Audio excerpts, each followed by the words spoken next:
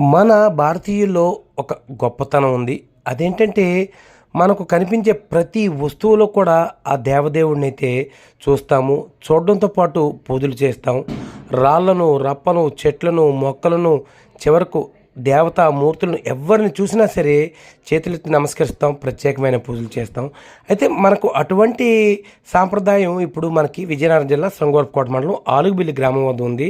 ఇక్కడ ప్రతి ఏటా కూడా ఒక పెద్ద చెట్టు, ఇది 500 ఏళ్ల నాటి చెట్టు. ఈ చెట్టును గ్రామస్తులు పూర్వకాలం నుంచి, అంటే వాళ్ళ తాత ముత్తాతల కాలం నుంచి కూడా పైడితల్లమ్మ వారుగా పిలుచుకుంటారు. పిలుచుకొని ప్రతి ఏటా కూడా ఇక్కడ ఒక పెద్ద తీర్థాన్ని నిర్వహిస్తారు. కనుమ రోజున ఈ తీర్థం జరుగుతుంది. చూడండి, ఇక్కడ రాష్ట్రం నలుమూలల నుంచి కూడా చాలామంది వచ్చి ఈ చెట్టు వద్ద పూజలు చేస్తున్నారు. ఇందుకే ఇక్కడ సంగతి ఏమిటంటే, ఈ చెట్టు వద్ద పూజలు చేసి మన మనసులో కోరిక తలుచుకుని వెళ్తే వచ్చే ఏడాది కల్లా ఆ కోరిక నెరవేరుతుందని చెప్తారు. ఆ కోరిక నెరవేరిన ప్రతి ఒక్కరు కూడా ఆ మరుసటి సంవత్సరం వచ్చి ఈ చెట్టుకైతే పూజలు చేస్తారు. నిజంగా భారతదేశంలో చెట్లకు ఉన్న ప్రాధాన్యత దేనికి లేదని చెప్పాలి.